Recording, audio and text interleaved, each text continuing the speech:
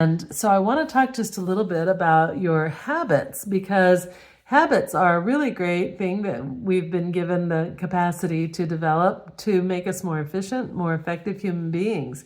If you just imagine all the coordination of resources it takes for your brain to walk over and make the coffee every morning, then you are glad that you've got a routine. You're glad that you've just got the habit of going through the motions, that you don't waste a lot of mental resources on figuring out every day how to make that coffee. I once tried to teach my little girl how to thread the sewing machine, which I had done so long, for so long it became automatic for me.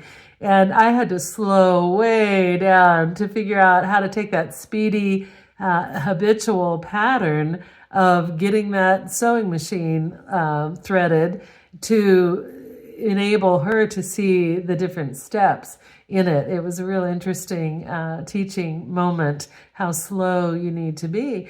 And what happens with patterns is that they develop for good reason. They develop to help you cope. They develop to help your self-protectiveness. And so they serve their function.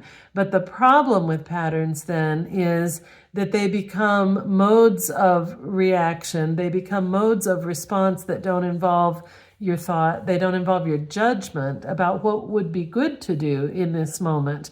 And so they become reactive. Now, if there's a tiger in front of you, you want to react. You want an instant reaction that makes you safe. And that is a reasonable use of an instant reaction. And that is going to save your life. So there's times when the instant movement to a reaction is actually a good thing.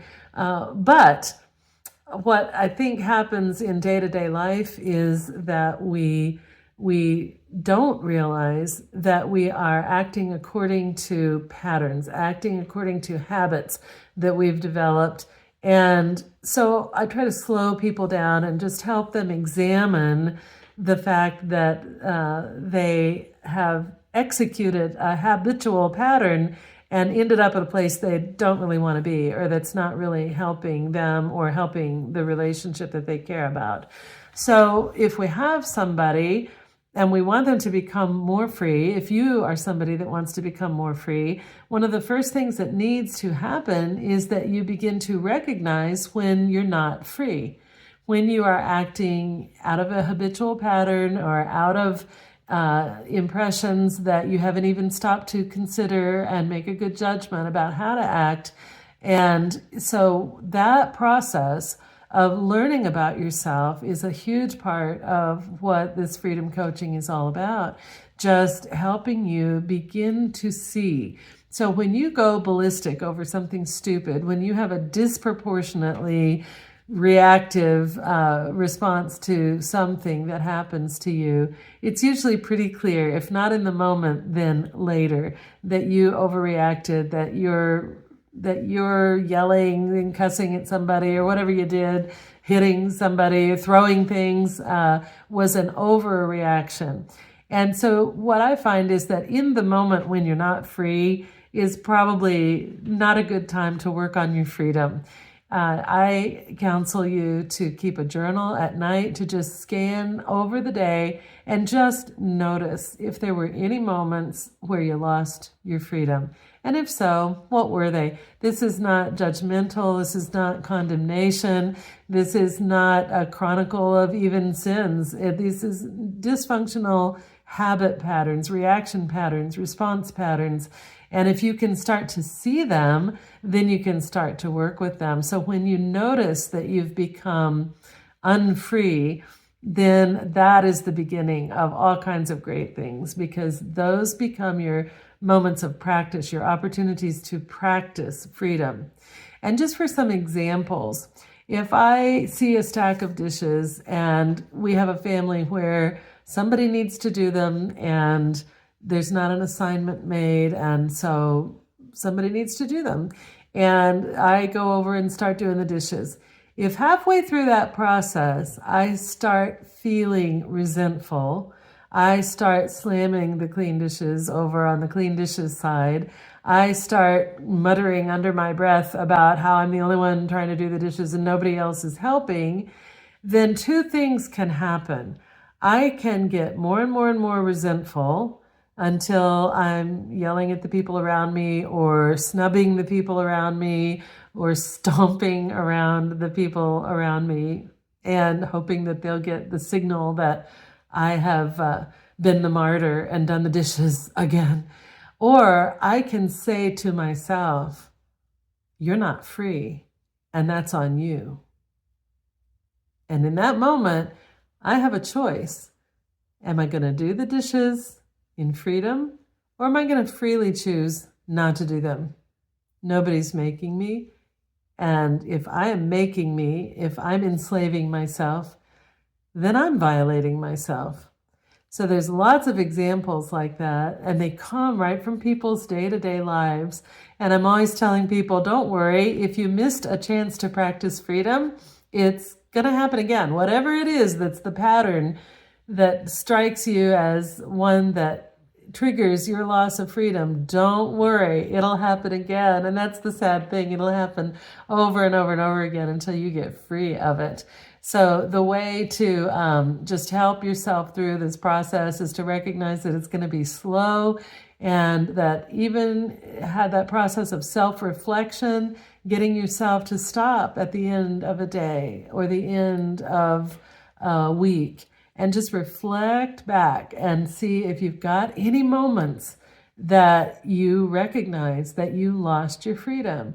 I recognize that I lost my freedom when I said yes and I wanted to say no. I recognize that I lost my freedom when I agreed to something that I didn't really feel good about. I realized that I lost my freedom when I went overboard on the eating or the drinking. I lost my freedom when I didn't tell the truth. When someone asked me and I fudged because I didn't want to face the tension of having them know the truth. I lost my freedom when I overreacted to something that happened. I lost my freedom in the middle of doing those dishes when I let myself become resentful of other people and did those dishes anyway. I violated myself because I did them and I wasn't free. I violated myself when, and you fill in the blank. And once you begin to realize how many times during the day and during the week you lose your freedom, what you have there is not, again, it's not a condemnation. It's a list of opportunities. Where do you want to start? And the great thing about starting with practicing freedom is that anywhere you start, you raise the whole bar, you lift up. Anywhere that you practice freedom becomes extra freedom for your whole being. It helps every other area. So don't pick the hardest thing first. Pick something easy, like doing the dishes in freedom, picking up his socks without resentment, making your bed in the morning, not because you're a slave driver to yourself, but because you actually choose to freely do it. And just examine the ways that you lose your freedom. A lot of times it's, I didn't say what I needed to say. I accepted a silence, or I accepted someone else's rendering of the narrative instead of really voicing my own. So some of the ways that we stop being free get very, very deep, and we'll get deeper into them. But the practice of freedom starts with whatever material you have at hand, wherever in your life you're losing freedom. It could be, I can't step into an elevator because I'm afraid. It can be, I can't do the YouTube because I'm scared to death of how it's going to go over. There's a million things, and everybody's got their own things. And that's the really beautiful thing, is that you have your own material. The material of your life becomes what you can work with to discover that you can be considerably more free, and then you can help your relationships be considerably more unified as a result.